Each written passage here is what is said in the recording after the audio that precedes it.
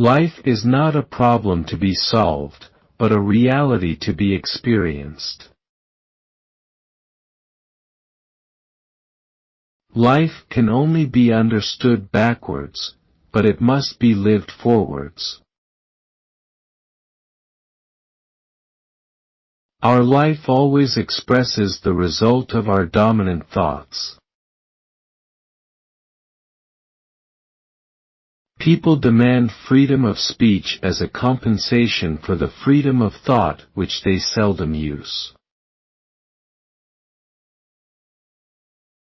Life has its own hidden forces which you can only discover by living. The highest and most beautiful things in life are not to be heard about, nor read about, nor seen but, if one will, are to be lived. A man who is a physical being is always turned toward the outside, thinking that his happiness lies outside him, finally turns inward and discovers that the source is within him. I begin with the principle that all men are bores. Surely no one will prove himself so great a bore as to contradict me in this. Since my earliest childhood a barb of sorrow has lodged in my heart. As long as it stays I am ironic, if it is pulled out I shall die. Love is all, it gives all, and it takes all. Face the facts of being what you are, for that is what changes what you are. People understand me so poorly that they don't even understand my complaint about them not understanding me. Because of its tremendous solemnity, death is the light in which great passions, both good and bad, become transparent, no longer limited by outward appearances. Prayer does not change God, but it changes him who prays. God creates out of nothing. Wonderful, you say. Yes, to be sure, but he does what is still more wonderful. He makes saints out of sinners. Boredom is the root of all evil, the despairing refusal to be oneself. Patience is necessary, and one cannot reap immediately where one has sown. Since boredom advances and boredom is the root of all evil, no wonder, then, that the world goes backwards, that evil spreads.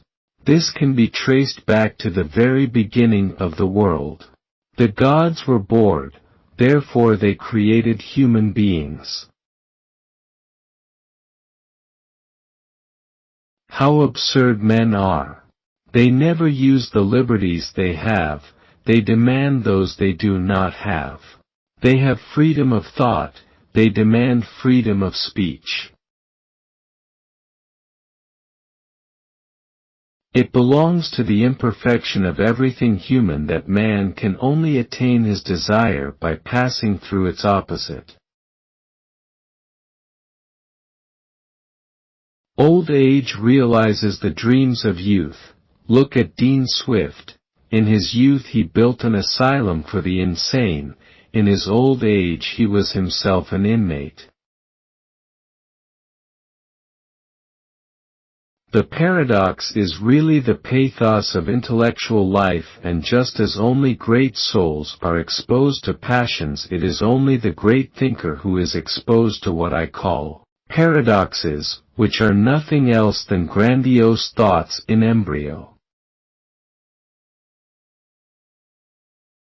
Concepts, like individuals, have their histories and are just as incapable of withstanding the ravages of time as are individuals. But in and through all this they retain a kind of homesickness for the scenes of their childhood. Just as in earthly life lovers long for the moment when they are able to breathe forth their love for each other, to let their souls blend in a soft whisper, so the mystic longs for the moment when in prayer he can, as it were, creep into God. What is a poet? An unhappy person who conceals profound anguish in his heart, but whose lips are so formed that as sighs and cries pass over them they sound like beautiful music. It seems essential, in relationships and all tasks, that we concentrate only on what is most significant and important. Far from idleness being the root of all evil, it is rather the only true good. It was completely fruitless to quarrel with the world, whereas the quarrel with oneself was occasionally fruitful and always, she had to admit, interesting. Not just in commerce but in the world of ideas too, our age is putting on a veritable clearance sale. Everything can be had so dirt cheap that one begins to wonder whether in the end anyone will want to make a bid. Listen to the cry of a woman in labor at the hour of giving birth, look at the dying man's struggle at his last extremity. And then tell me whether something that begins and ends thus could be intended for enjoyment. Purity of heart is to will one thing. The truth is a snare, you cannot have it, without being caught. You cannot have the truth in such a way that you catch it, but only in such a way that it catches you. It is so hard to believe because it is so hard to obey. Marriage brings one into fatal connection with custom and traditions and customs are like the wind and weather, altogether incalculable. The function of prayer is not to influence God, but rather to change the nature of the one who prays. At the bottom of enmity between strangers lies indifference. Love does not alter the beloved, it alters itself. I feel as if I were a piece in a game of chess, when my opponent says of it, that piece cannot be moved. During the first period of a man's life the greatest danger is not to take the risk. To dare is to lose one's footing momentarily. Not to dare is to lose oneself. The tyrant dies and his rule is over, the martyr dies and his rule begins. Personality is only ripe when a man has made the truth his own. People commonly travel the world over to see rivers and mountains, new stars, garish birds, freak fish, grotesque breeds of human. They fall into an animal stupor that gapes at existence and they think they have seen something.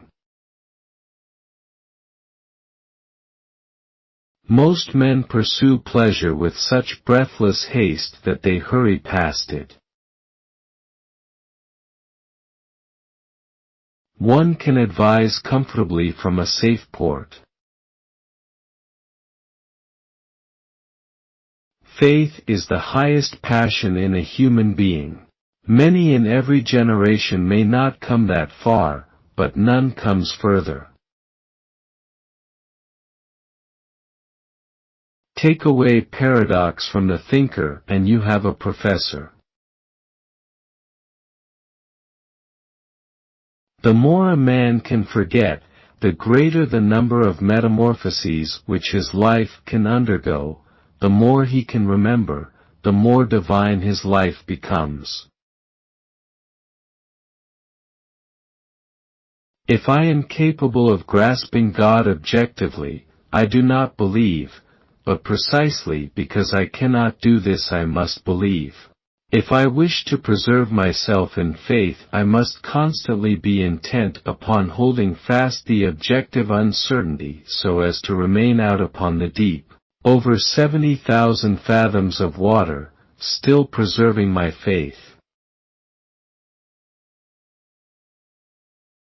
There are, as is known, insects that die in the moment of fertilization. So it is with all joy, life's highest, most splendid moment of enjoyment is accompanied by death. There is nothing with which every man is so afraid as getting to know how enormously much he is capable of doing and becoming. Life must be understood backwards, but it must be lived forward. Life must be lived forward, but can only be understood backwards. Prayer doesn't change God, but changes him who prays. Nothing, nothing, nothing, no error, no crime is so absolutely repugnant to God as everything which is official. And why? Because the official is so impersonal and therefore the deepest insult which can be offered to a personality. The person who praises God is on the tracks of justice. At one time my only wish was to be a police official. It seemed to me to be an occupation for my sleepless intriguing mind. I had the idea that there, among criminals, were people to fight, clever, vigorous, crafty fellows. Later I realized that it was good that I did not become one, for most police cases involve misery and wretchedness, not crimes and scandals. Maturity consists in the discovery that there comes a critical moment where everything is reversed, after which the point becomes to understand more and more that there is something which cannot be understood.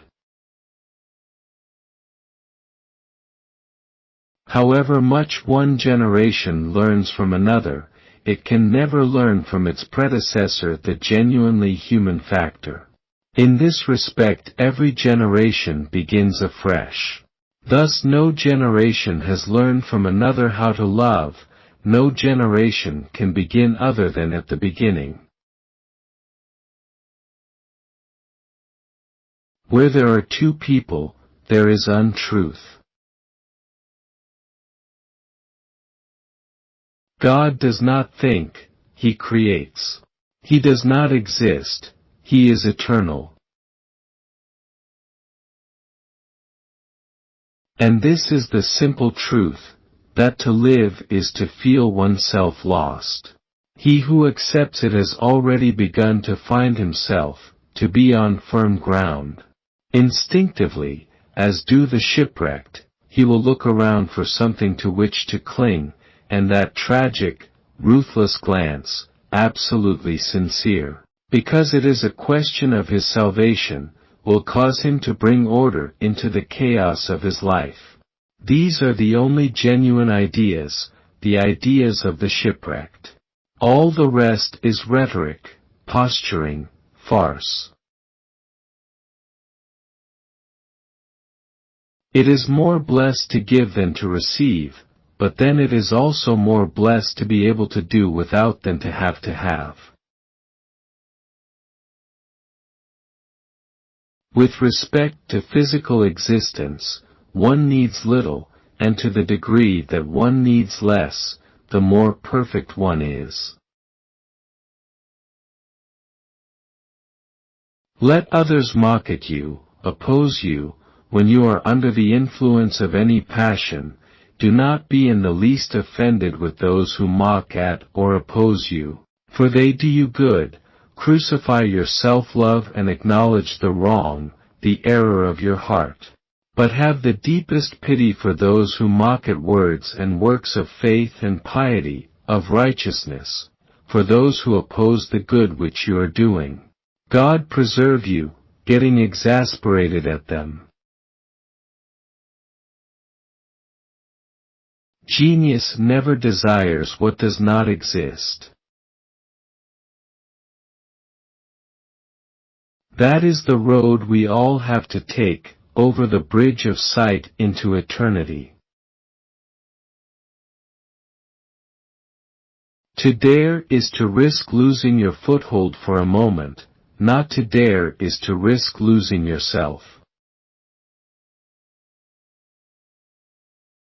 To the frivolous Christianity is certainly not glad tidings, for it wishes first of all to make them serious. During the first period of our lives the greatest danger is not to take the risk. When once the risk has been taken, then the greatest danger is to risk too much. By not risking at first one turns aside and serves trivialities. In the second case, by risking too much, one turns aside to the fantastic and perhaps to presumption. God is present in the moment of choice, not in order to watch, but in order to be chosen. Therefore, each person must choose. Terrible is the battle, in a person's innermost being, between God and the world. The crowning risk involved lies in the possession of choice. Affliction is able to drown out every earthly voice. But the voice of eternity within a person it cannot drown. The ever-increasing intensity of despair depends upon the degree of consciousness or is proportionate to this increase. The greater the degree of consciousness, the more intensive the despair. This is everywhere apparent, most clearly in despair at its maximum and minimum. The devil's despair is the most intensive despair, for the devil is sheer spirit and hence unqualified consciousness and transparency. There is no obscurity in the devil that could serve as a mitigating excuse. Therefore, his despair is the most absolute defiance. May new sufferings torment your soul. A human being is a spirit. But what is spirit? Spirit is the self. But what is self? The self is a relation that relates itself to itself or is the relations relating itself to itself in the relation. Philosophy always requires something more, requires the eternal, the true, in contrast to which even the fullest existence as such is but a happy moment. The most terrible fight is not when there is one opinion against another, the most terrible is when two men say the same thing and fight about the interpretation, and this interpretation involves a difference of quality. How ironical that it is by means of speech that man can degrade himself below the level of dumb creation, for a chatterbox is truly of a lower category than a dumb creature. When you open the door which you shut in order to pray to God, the first person you meet as you go out is your neighbor whom you shall love. Wonderful. Philosophy is perfectly right in saying that life must be understood backward. But then one forgets the other clause, that it must be lived forward. The more one thinks through this clause, the more one concludes that life in temporality never becomes properly understandable, simply because never at any time does one get perfect repose to take the stance, backward. The commandment is that you shall love, but when you understand life and yourself, then it is as if you should not need to be commanded, because to love human beings is still the only thing worth living for. Without this life you really do not live. It is a wonderful thing to see a first-rate philosopher at prayer. Tough-minded thinking and tender-hearted reverence are friends, not enemies.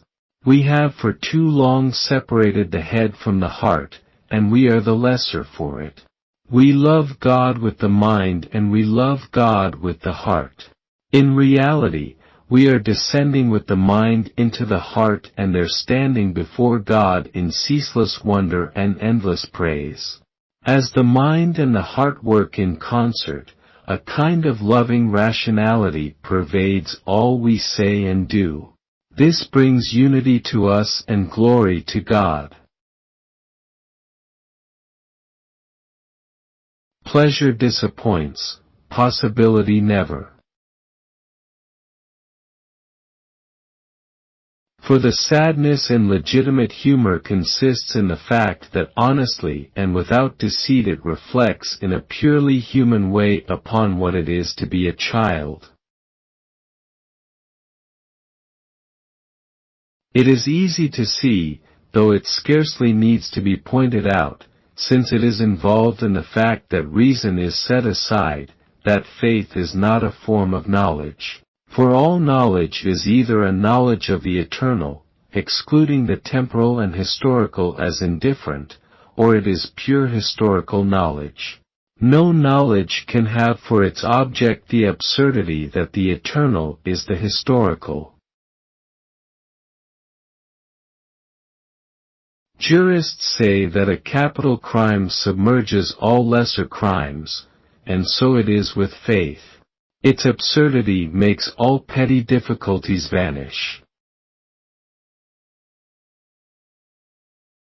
The idea of demonstrating that this unknown something, God, exists, could scarcely suggest itself to reason. For if God does not exist it would of course be impossible to prove it, and if he does exist it would be folly to attempt it. If anyone proposes to believe, i.e., imagines himself to believe, because many good and upright people living here on the hill have believed, i.e., have said that they believe, then he is a fool, and it is essentially indifferent whether he believes on account of his own and perhaps a widely held opinion about what good and upright people believe, or believes a Munchausen. In a mathematical proposition, for example, the objectivity is given, but therefore its truth is also an indifferent truth.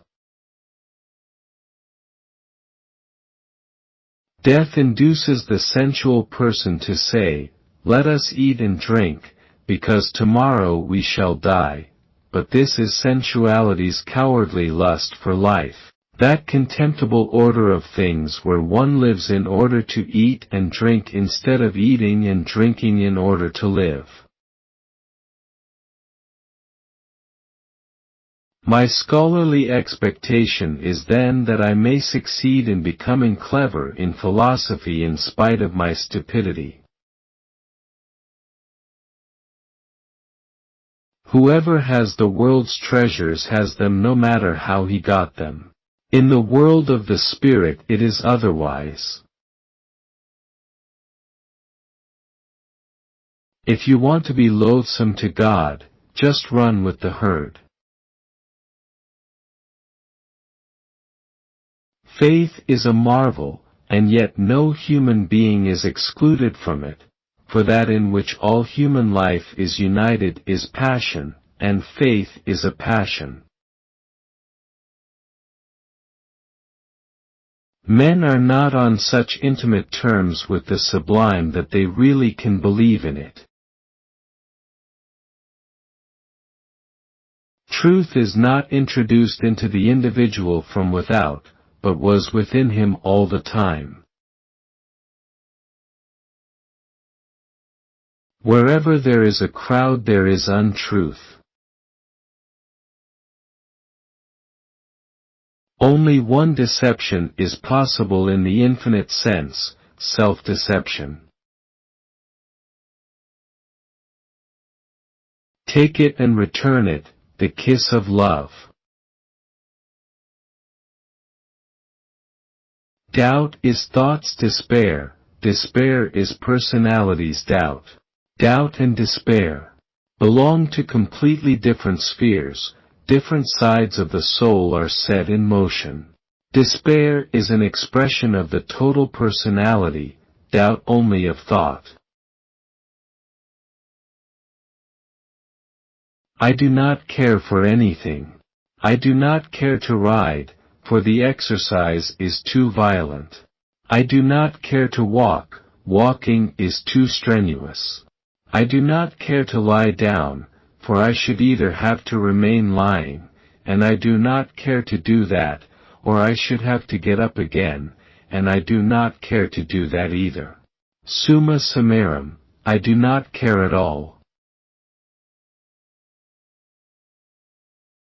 Destroy your primitivity, and you will most probably get along well in the world, maybe achieve great success, but eternity will reject you. Follow up your primitivity, and you will be shipwrecked in temporality, but accepted by eternity. In order to swim one takes off all one's clothes. In order to aspire to the truth one must undress in a far more inward sense, divest oneself of all one's inward clothes, of thoughts, conceptions, selfishness etc., before one is sufficiently naked. Irony is the birth pangs of the objective mind, based upon the misrelationship, discovered by the eye, between existence and the idea of existence. Humor is the birth pangs of the absolute mind, based upon the misrelationship, discovered by the eye, between the eye and the idea of the eye. What I really need is to get clear out about what I must do, not what I must know, except insofar as knowledge precedes every act.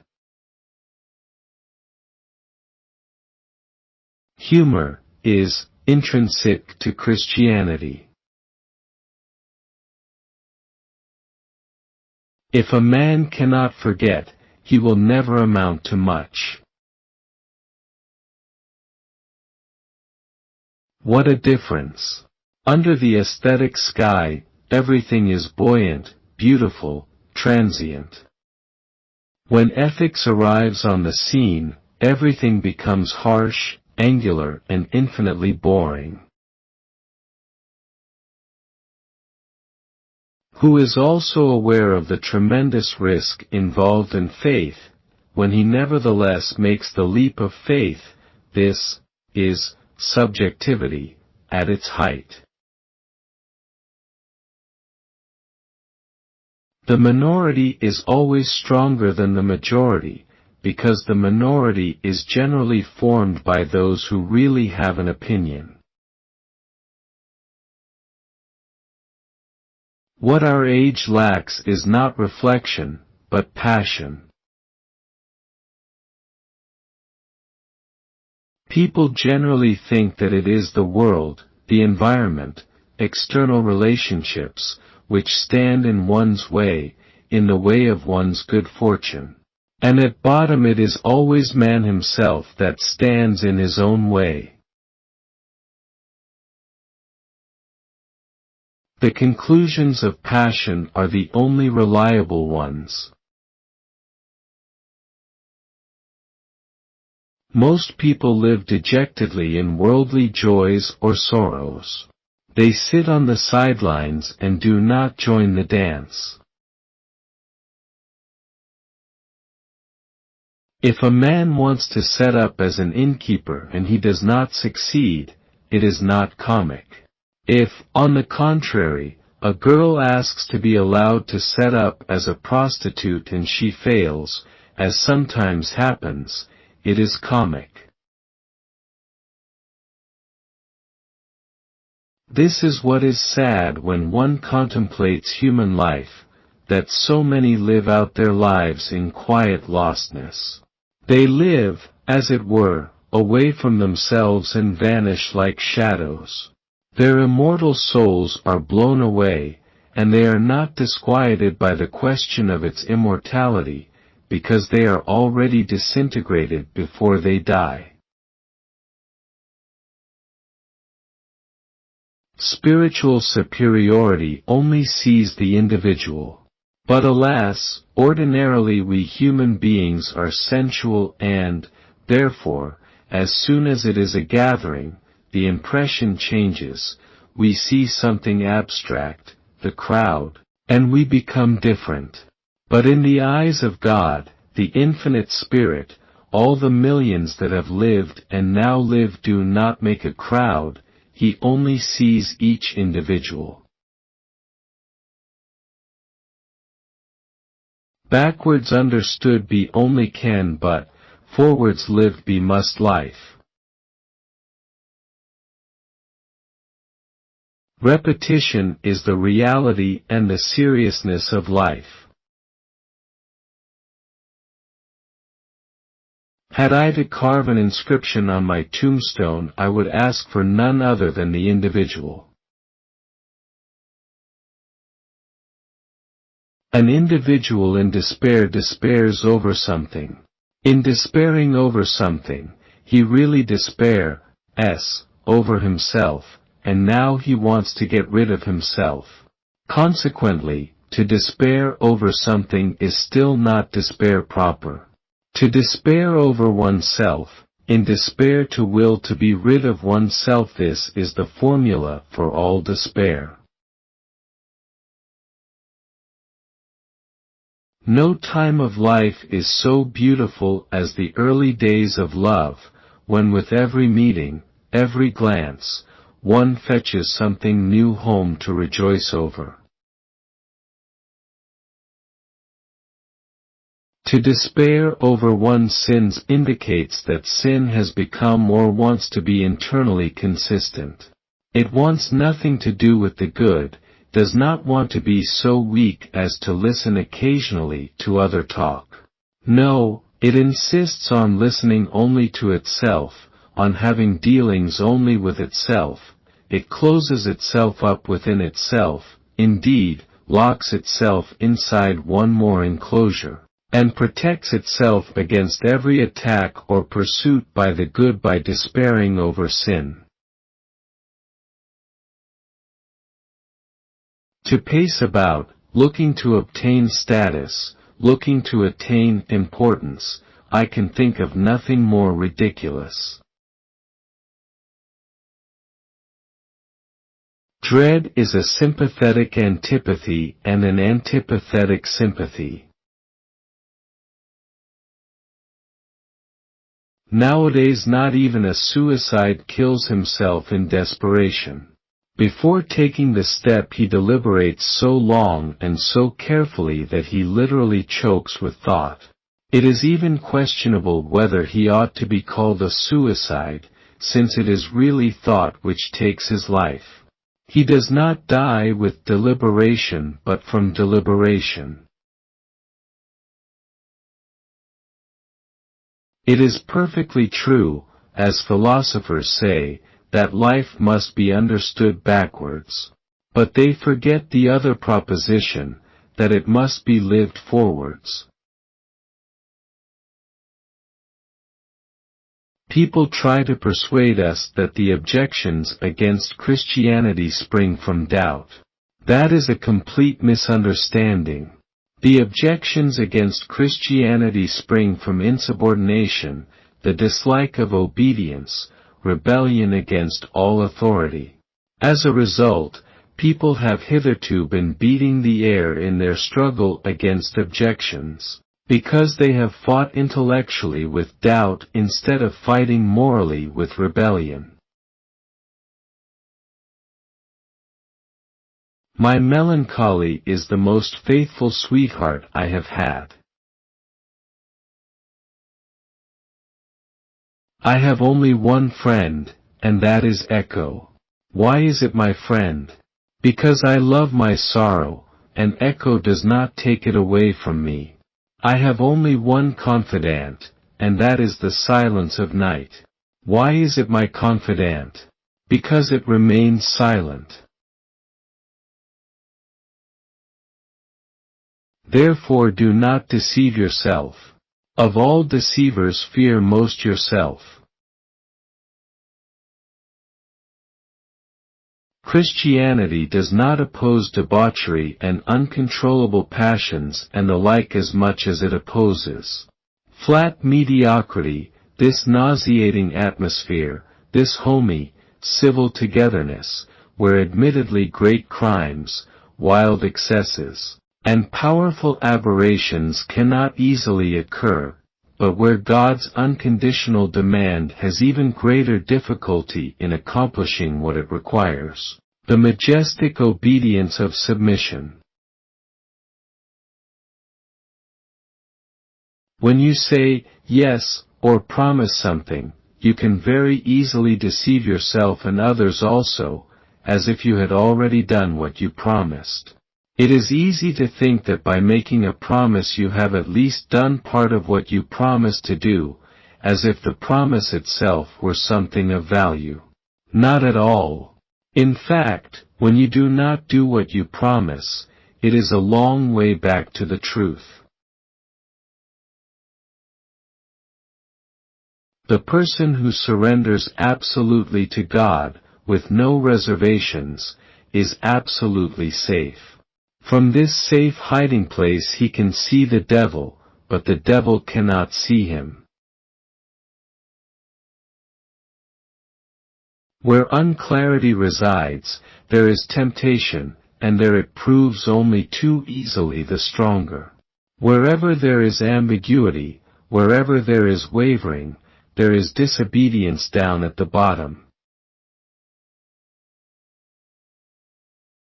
Deep within every human being there still lives the anxiety over the possibility of being alone in the world, forgotten by God, overlooked among the millions and millions in this enormous household. One keeps this anxiety at a distance by looking at the many round about who are related to him as kin and friends, but the anxiety is still there, nevertheless. And one hardly dares think of how he would feel if all this were taken away. He who does not know how to encircle a girl so that she loses sight of everything he does not want her to see. He who does not know how to poetize himself into a girl so that it is from her that everything proceeds as he wants it, he is and remains a bungler. The larger the crowd, the more probable that that which it praises is folly, and the more improbable that it is truth, and the most improbable of all that it is any eternal truth. A genius may perhaps be a century ahead of his age and hence stands there as a paradox, but in the end, the race will assimilate what was once a paradox. So it is no longer paradoxical. The human race in the course of time has taken the liberty of softening and softening Christianity until at last we have contrived to make it exactly the opposite of what it is in the New Testament. The resolving of the ethical is freedom. The negative resolution also has this, but the freedom, blank and bare, is as if tongue-tied, hard to express, and generally has something hard in its nature. Falling in love, however, promptly sets it to music, even if this composition contains a very difficult passage. In order to help another effectively, I must understand what he understands. If I do not know that, my greater understanding will be of no help to him. Instruction begins when you put yourself in his place so that you may understand what he understands and in the way he understands it. Knowledge of the truth I may perhaps have attained to, happiness certainly not. What shall I do? Accomplish something in the world, men tell me. Shall I then publish my grief to the world, contribute one more proof for the wretchedness and misery of existence, perhaps discover a new flaw in human life, hitherto unnoticed? I might then reap the rare reward of becoming famous, like the man who discovered the spots on Jupiter. I prefer, however, to keep silent.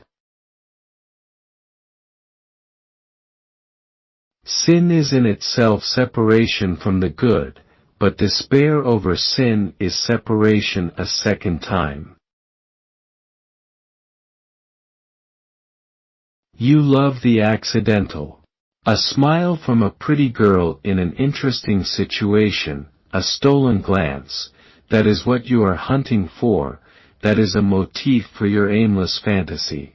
You who always pride yourself on being an observateur must, in return, put up with becoming an object of observation. Ah, you are a strange fellow, one moment a child, the next an old man, one moment you are thinking most earnestly about the most important scholarly problems, how you will devote your life to them, and the next you are a lovesick fool. But you are a long way from marriage. Ulysses was not comely, but he was eloquent, yet he fired two goddesses of the sea with love. There is one thing that all Satan's cunning and all the snares of temptation cannot take by surprise, an undivided will. Irony is a qualification of subjectivity. The only analogy I have before me is Socrates. My task is a Socratic task, to revise the definition of what it is to be a Christian. For my part I do not call myself a Christian, thus keeping the ideal free, but I am able to make it evident that the others are still less than I. One could construe the life of man as a great discourse in which the various people represent different parts of speech. The same might apply to states. Oh, can I really believe the poet's tales, that when one first sees the object of one's love, one imagines one has seen her long ago, that all love like all knowledge is remembrance, that love too has its prophecies in the individual. There can be no faith without risk. What a misfortune to be a woman! And yet, the worst misfortune is not to understand what a misfortune it is. The most common despair is, not choosing, or willing, to be oneself. But, The deepest form of despair is to choose to be another than oneself. A poet is an unhappy creature whose heart is tortured by deepest suffering but whose lips are so formed that when his sighs and cries stream out over them, their sound becomes like the sound of beautiful music. And men flock about the poet saying, "Sing for us soon again," that is to say, may new sufferings torture your soul, and may your lips continue to be formed as before. The extreme rarity of transitional forms in the fossil record persists as the trade secret of paleontology. Choose to be who you are. The individual who would become a person must at some point take over his entire being, must, that is, choose herself. Death is not earnest in the same way the eternal is. To the earnestness of death belongs precisely that remarkable capacity for awakening, that resonance of a profound mockery which, detached from the thought of the eternal, is an empty and often brash jest, but together with the thought of the eternal is just what it should be. Utterly different from the insipid solemnness which least of all captures and holds a thought with tension like that of death. Pain reconciles one to existence. Infinite resignation is that shirt in the old fable. The thread is spun with tears, bleached by tears, the shirt sewn in tears, but then it also gives better protection than iron. The secret in life is that everyone must sew it for himself. The more men believe an idea to be true, the greater the likelihood that the idea is mistaken. Those who are right usually stand alone. It goes against the grain for me to do what so often happens, to speak inhumanly about the great as if a few millennia were an immense distance. I prefer to speak humanly about it, as if it happened yesterday, and let only the greatness itself be the distance.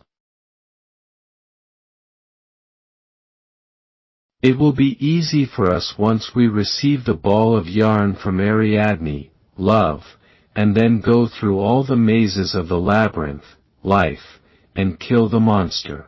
But how many are there who plunge into life, the labyrinth, without taking that precaution?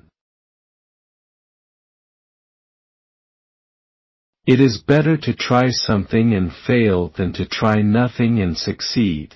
The result may be the same, but you won't be. We always grow more through defeats than victories. The best news the world has ever heard came from a graveyard: Christ is risen. I would rather be a swineherd, understood by the swine, than a poet misunderstood by men. A man who cannot seduce men cannot save them either. In the Christianity of Christendom, the cross has become something like the child's hobbyhorse and trumpet. Sin is, before God, or with the conception of God, in despair not to will to be oneself, or in despair to will to be oneself. Thus sin is intensified weakness or intensified defiance. Sin is the intensification of despair. The emphasis is on before God, or with a conception of God. It is the conception of God that makes sin dialectically, ethically, and religiously what lawyers call aggravated despair. There are two kinds of geniuses. The characteristic of the one is roaring, but the lightning is meager and rarely strikes. The other kind is characterized by reflection, by which it constrains itself or restrains the roaring. But the lightning is all the more intense. With the speed and sureness of lightning it hits the selected particular points, and is fatal. Genius, like a thunderstorm, comes up against the wind. Do it or don't do it, you will regret both. I have only one confidant, and that is the silence of night. To be a saint is to will the one thing. It doesn't occur to me at this moment to say more. Another time, perhaps tomorrow, I may have more to say, but always the same thing and about the same, for only gypsies, robber gangs and swindlers follow the adage that where a person has once been he is never to go again. In addition to my other numerous acquaintances, I have one more intimate confidant. My depression is the most faithful mistress I have known. No wonder, then, that I return the love. What is a poet? An unhappy man who hides deep anguish in his heart, but whose lips are so formed that when the sigh and cry pass through them, it sounds like lovely music. And people flock around the poet and say, "Sing again soon," that is, may new sufferings torment your soul, but your lips be fashioned as before. For the cry would only frighten us, but the music, that is blissful.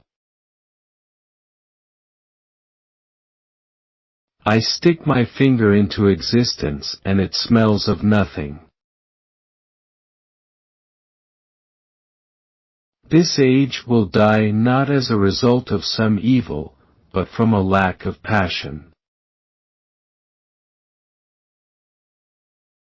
For like a poisonous breath over the fields, like a mass of locusts over Egypt, so the swarm of excuses is a general plague, a ruinous infection among men, that eats off the sprouts of the eternal.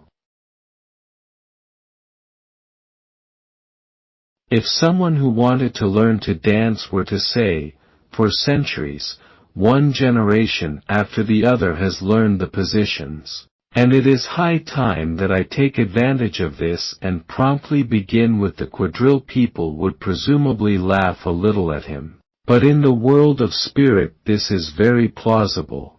What, then, is education?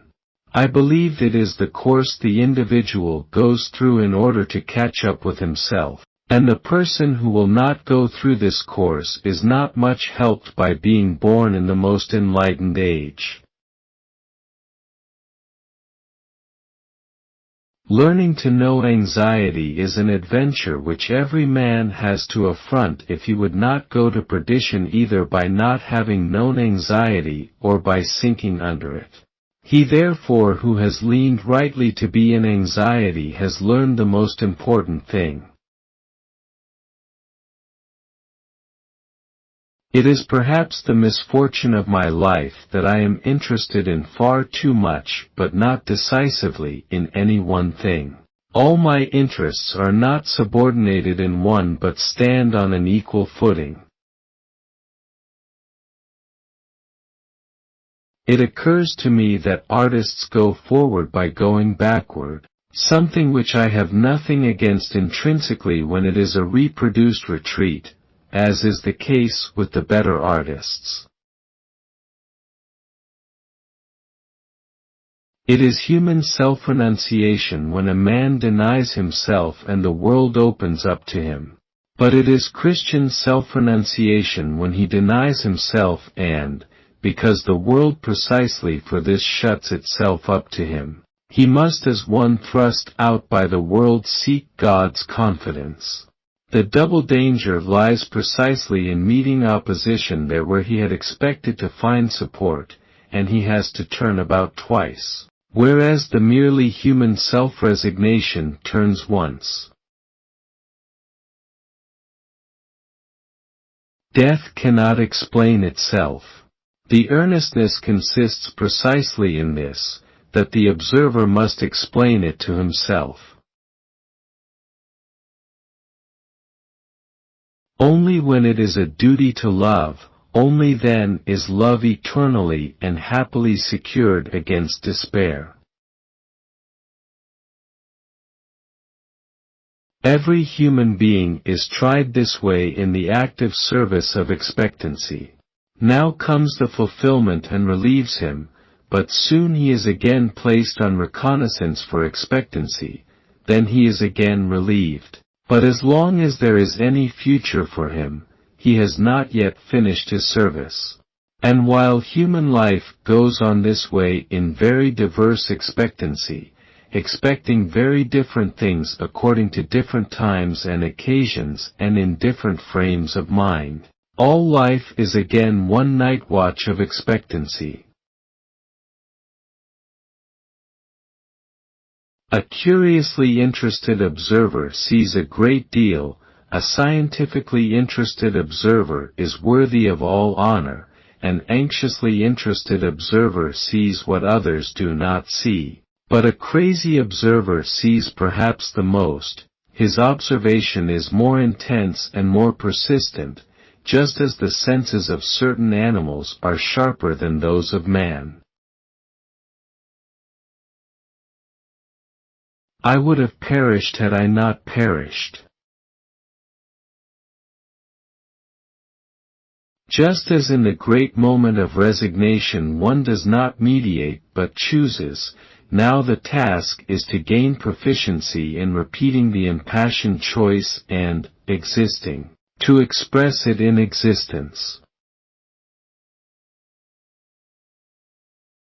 He who always hopes for the best becomes old, deceived by life, and he who is always prepared for the worst becomes old prematurely, but he who has faith retains eternal youth.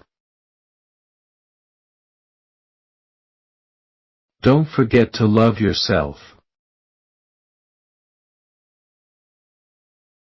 When you were called, did you answer or did you not? Perhaps softly and in a whisper. Irony is the cultivation of the spirit and therefore follows next after immediacy, then comes the ethicist, then the humorist, then the religious person. A man's personality is matured only when he appropriates the truth, whether it is spoken by Balaam's ass or a sniggering wag or an apostle or an angel. To venture causes anxiety. Not to venture is to lose oneself. Fate, then, is the nothing of anxiety. But the life of freedom requires a beginning, and here a beginning is a resolution, and the resolution has its work and its pain, thus the beginning has its difficulty. The presence of irony does not necessarily mean that the earnestness is excluded. Only assistant professors assume that. Irony limits, finitizes, and circumscribes and thereby yields truth, actuality, content. It disciplines and punishes and thereby yields balance and consistency. In order to learn true humility, I use this expression to describe the state of mind under discussion. It is good for a person to withdraw from the turmoil of the world. We see that Christ withdrew when the people wanted to proclaim him king as well as when he had to walk the thorny path, for in life either the depressing or the elevating impression is too dominant for a true balance to come about. Here, of course, individuality is very decisive.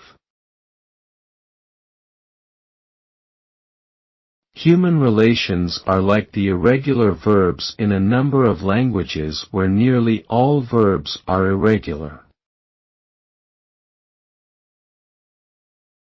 I have attacked no one as not being a Christian, I have condemned no one. What the philosophers have to say about reality is often as disappointing as a sign you see in a shop window, which reads "Pressing done here."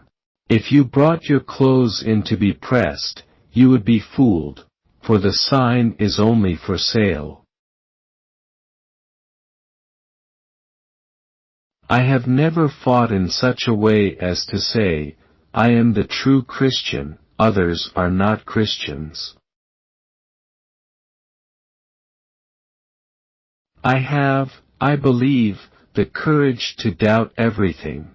I have, I believe, the courage to fight against everything, but I do not have the courage to acknowledge anything, the courage to possess, to own anything. Future is everything that past has forgotten.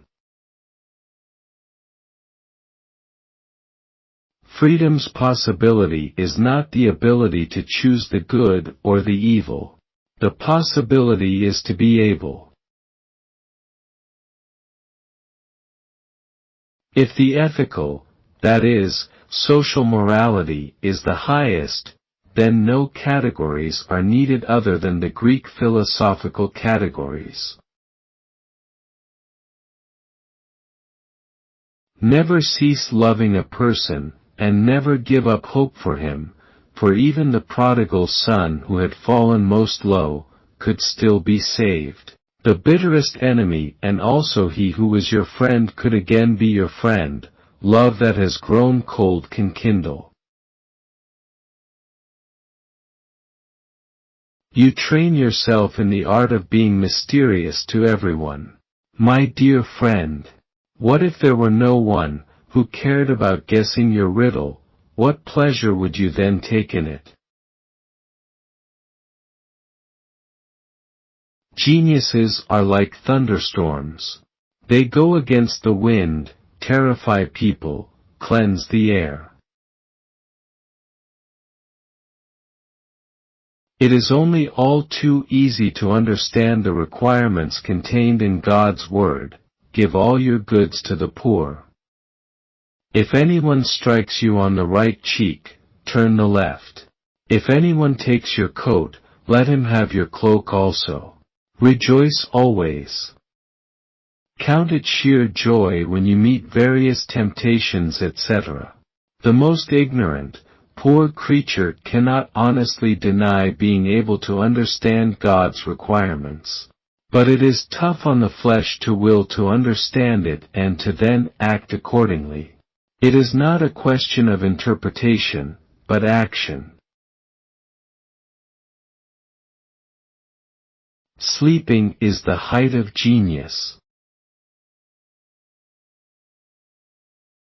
Deep within every man there lies the dread of being alone in the world, forgotten by God, overlooked among the tremendous household of millions and millions.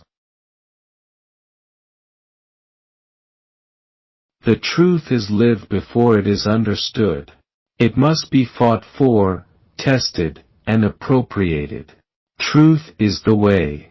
Anyone will easily understand it if he just gives himself to it.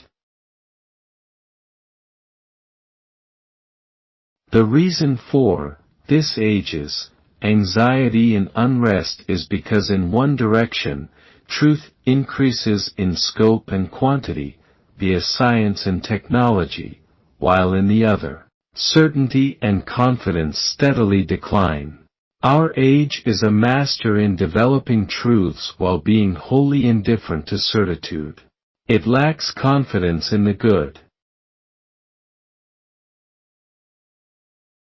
Worship isn't God's show. God is the audience. God's watching.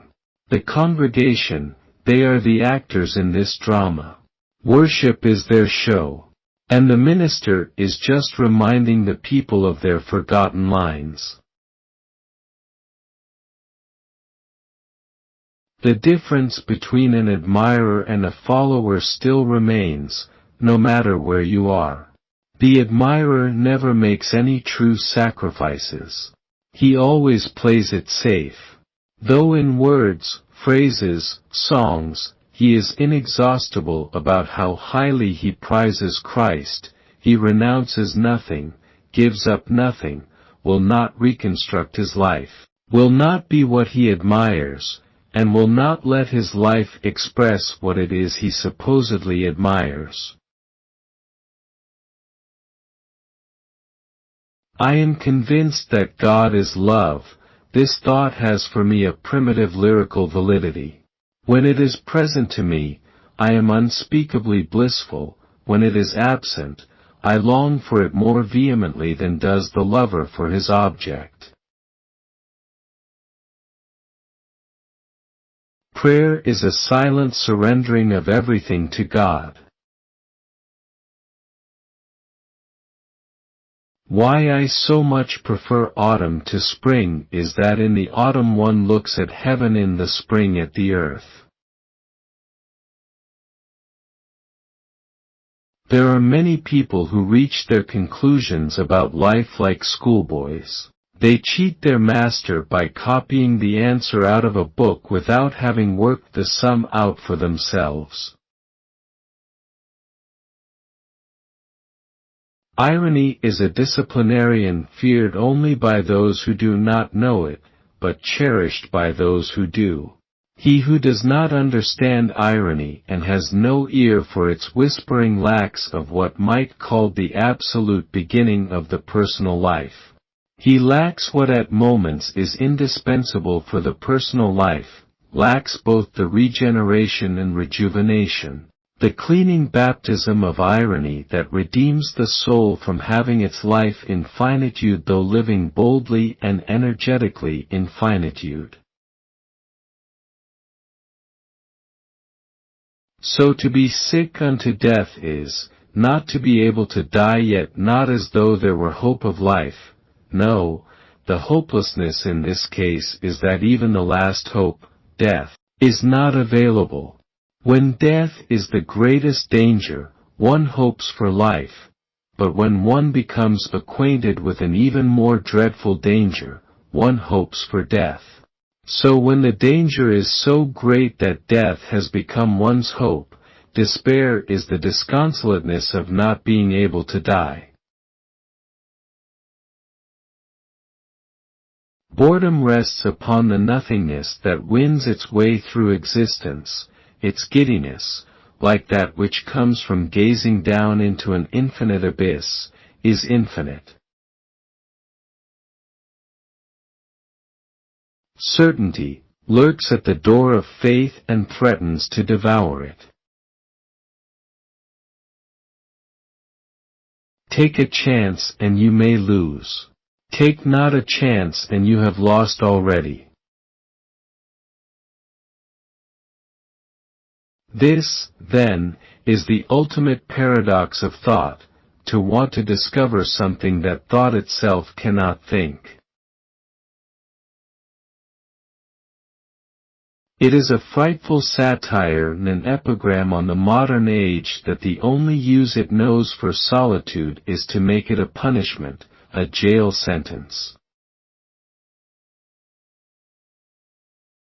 A man may perform astonishing feats and comprehend a vast amount of knowledge, and yet have no understanding of himself. But suffering directs a man to look within. If it succeeds, then there, within him, is the beginning of his learning. You live life looking forward, you understand life looking backward. All moral elevation consists first and foremost of being weaned from the momentary. It is intelligent to ask two questions. 1. Is it possible? 2. Can I do it? But it is unintelligent to ask these questions. 1. Is it real? 2. Has my neighbor done it? I am so stupid that I cannot understand philosophy. The antithesis of this is that philosophy is so clever that it cannot comprehend my stupidity. These antitheses are mediated in a higher unity, in our common stupidity. The wisdom of the years is confusing. Only the wisdom of eternity is edifying. The stone that was rolled before Christ's tomb might appropriately be called the philosopher's stone because its removal gave not only the Pharisees but, now for 1800 years, the philosophers so much to think about. The most painful state of being is remembering the future, particularly the one you'll never have. And when the hourglass has run out, the hourglass of temporality, when the noise of secular life has grown silent and its restless or ineffectual activism has come to an end, when everything around you is still, as it is in eternity, then eternity asks you and every individual in these millions and millions about only one thing: whether you have lived in despair or not. Don't you know that a midnight hour comes when everyone has to take off his mask? Do you think life always lets itself be trifled with? Do you think you can sneak off a little before midnight to escape this? As I stood alone and forsaken, and the power of the sea and the battle of the elements reminded me of my own nothingness, and on the other hand, the sure flight of the birds recalled the words spoken by Christ, "Not a sparrow shall fall on the ground without your Father." Then, all at once, I felt how great and how small I was. Then did those two mighty forces, pride and humility, happily unite in friendship. The task must be made difficult, for only the difficult inspires the noble-hearted. It requires courage not to surrender oneself to the ingenious or compassionate counsels of despair that would induce a man to eliminate himself from the ranks of the living. But it does not follow from this that every huckster who is fattened and nourished in self-confidence has more courage than the man who yielded to despair. The present state of the world and the whole of life is diseased. If I were a doctor and were asked for my advice, I should reply, create silence. Silence is the demon's trap, and the more one is silenced, the more terrible the demon, but silence is also the divinity's mutual understanding with the single individual. Your own tactic is to train yourself in the art of becoming enigmatic to everybody. My young friend, suppose there was no one who troubled himself to guess your riddle. What joy, then, would you have in it? The question of immortality is of its nature not a scholarly question. It is a question welling up from the interior which the subject must put to itself as it becomes conscious of itself. And then the Spirit brings hope, hope in the strictest Christian sense, hope which is hoping against hope. For an immediate hope exists in every person. It may be more powerfully alive in one person than in another, But in death every hope of this kind dies and turns into hopelessness. Into this night of hopelessness, it is death that we are describing, comes the life-giving Spirit and brings hope, the hope of eternity. It is against hope, for there was no longer any hope for that merely natural hope. This hope is therefore a hope contrary to hope. The more a person limits himself, the more resourceful he becomes. Even the richest personality is nothing before he has chosen himself, and on the other hand even what one might call the poorest personality is everything when he has chosen himself. For the great thing is not to be this or that but to be oneself, and this everyone can be if he wills it. Pleasure disappoints, possibility never. And what wine is so sparkling, who so fragrant, what so intoxicating, as possibility? There is nothing everyone is so afraid of as being told how vastly much he is capable of. You are capable of, do you want to know? You are capable of living in poverty. You are capable of standing almost any kind of maltreatment, abuse, etc. But you do not wish to know about it, isn't that so? You would be furious with him who told you so, and only call that person your friend who bolsters you in saying, "No, this I cannot bear, this is beyond my strength," etc. If I had a humble spirit in my service who, when I asked for a glass of water, brought me the world's costliest wines blended in a chalice, I should dismiss him, in order to teach him that my pleasure consists, not in what I enjoy, but in having my own way. The paradox in Christian truth is invariably due to the fact that it is the truth that exists for God. The standard of measure and the end is superhuman, and there is only one relationship possible, faith.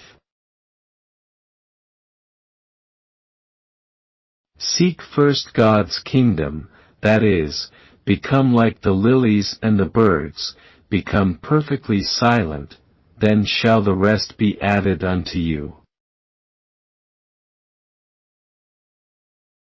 Nothing is as heady as the wine of possibility. No one may pride himself at being more than an individual, and no one despondently think that he is not an individual. It is very important in life to know when your cue comes. No, I won't leave the world. I'll enter a lunatic asylum and see if the profundity of insanity reveals to me the riddles of life. Idiot, why didn't I do that long ago?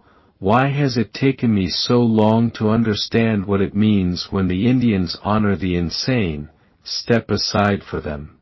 Yes, a lunatic asylum. Don't you think I may end up there? My standpoint is armed neutrality. Shows itself in the notion that what may be objectively true may in the mouth of certain people become false. Theology sits rouged at the window and courts philosophy's favor, offering to sell her charms to it. On the secretly blushing cheek is reflected the glow of the heart. You should therefore say, alone in one's boat, alone with one's care, alone with one's despair. Which one is craven enough to want rather to keep than submit to the pain of being healed? The proud person always wants to do the right thing, the great thing. But because he wants to do it in his own strength, he is fighting not with man, but with God. My life is absolutely meaningless. When I consider the different periods into which it falls, it seems like the word schnur in the dictionary, which means in the first place a string, in the second, a daughter-in-law. The only thing lacking is that the word schnur should mean in the third place a camel, in the fourth, a dust brush. To venture causes anxiety, but not to venture is to lose oneself. And to venture in the highest is precisely to be conscious of oneself. It is impossible to exist without passion. The daily press is the evil principle of the modern world, and time will only serve to disclose this fact with greater and greater clearness. The capacity of the newspaper for degeneration is sophistically without limit, since it can always sink lower and lower in its choice of readers. At last it will stir up all those dregs of humanity which no state or government can control. Human justice is very prolix, and yet at times quite mediocre. Divine justice is more concise and needs no information from the prosecution, no legal papers, no interrogation of witnesses, but makes the guilty one his own informer and helps him with eternity's memory. What if everything in the world were a misunderstanding? What if laughter were really tears? It is the duty of the human understanding to understand that there are things which it cannot understand. What is existence for but to be laughed at if men in their 20s have already attained the utmost? A no does not hide anything, but a yes very easily becomes a deception. Intelligence has got the upper hand to such an extent that it transforms the real task into an unreal trick and reality into a play. Thus our own age is essentially one of understanding, and on the average, perhaps, more knowledgeable than any former generation, but it is without passion. Every one knows a great deal. We all know which way we ought to go and all the different ways we can go, but nobody is willing to move. It is modest of the nightingale not to require anyone to listen to it, but it is also proud of the nightingale not to care whether anyone listens to it or not. No Grand Inquisitor has in readiness such terrible tortures as has anxiety, and no spy knows how to attack more artfully the man he suspects, choosing the instant when he is weakest, nor knows how to lay traps where he will be caught and ensnared as anxiety knows how, and no sharp-witted judge knows how to interrogate, to examine the accused, as anxiety does, which never lets him escape. I am so fed up and joyless that not only have I nothing to fill my soul, I cannot even conceive of anything that could possibly satisfy it, alas, not even the bliss of heaven. My soul always reverts to the Old Testament and to Shakespeare. There at least one feels that it's human beings talking. There people hate, people love, people murder their enemy and curse his descendants through all generations, there people sin. Language has time as its element, all other media have space as their element. What I really need is to get clear about what I must do, not what I must know, except insofar as knowledge must precede every act. What matters is to find a purpose, to see what it really is that God wills that I shall do. The crucial thing is to find a truth which is truth for me, to find the idea for which I am willing to live and die. But doubt is wily and cunning and never, as it is sometimes said to be, loud or defiant. It is unassuming and sly, not bold or assertive, and the more unassuming, the more dangerous. Now, with God's help, I shall become myself. With respect to love we speak continually about perfection and the perfect person. With respect to love Christianity also speaks continually about perfection and the perfect person. Alas, but we men talk about finding the perfect person in order to love him. Christianity speaks about being the perfect person who limitlessly loves the person he sees. In the end, therefore, money will be the one thing people will desire, which is moreover only representative, an abstraction. Nowadays a young man hardly envies anyone his gifts, his art, the love of a beautiful girl, or his fame, he only envies him his money. Give me money, he will say, and I am saved.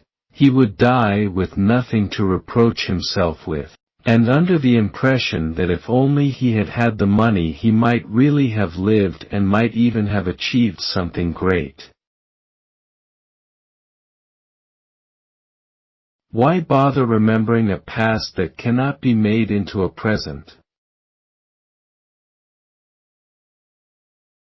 The more one suffers, the more, I believe, has one a sense for the comic. It is only by the deepest suffering that one acquires true authority in the use of the comic, an authority which by one word transforms as by magic the reasonable creature one calls man into a caricature. Spirit is the third, yet in such a way that one can speak of a synthesis only when the spirit is posited. The meaning lies in the appropriation. The question is asked in ignorance, by one who does not even know what can have led him to ask it. This fact, that the opposite of sin is by no means virtue, has been overlooked. The latter is partly a pagan view, which is content with a merely human standard, and which for that very reason does not know what sin is, that all sin is before God. No, the opposite of sin is faith. To be lost in spiritlessness is the most terrible thing of all.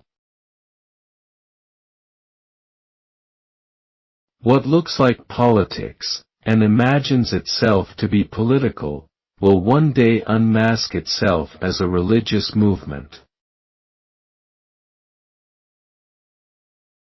Only the noble of heart are called to difficulty. For he who loves God without faith reflects on himself, while the person who loves God in faith reflects on God. Leap of faith, yes, but only after reflection. If I were to wish for anything, I should not wish for wealth and power, but for the passionate sense of the potential, for the eye which, ever young and ardent, sees the possible. Pleasure disappoints, possibility never. And what wine is so sparkling, what so fragrant, what so intoxicating, as possibility? If there were no eternal consciousness in a man, if at the bottom of everything there were only a wild ferment, a power that twisting in dark passions produced everything great or inconsequential, if an unfathomable, insatiable emptiness lay hid beneath everything, what would life be but despair? In the deepest sense, the being in a state of sin is the sin.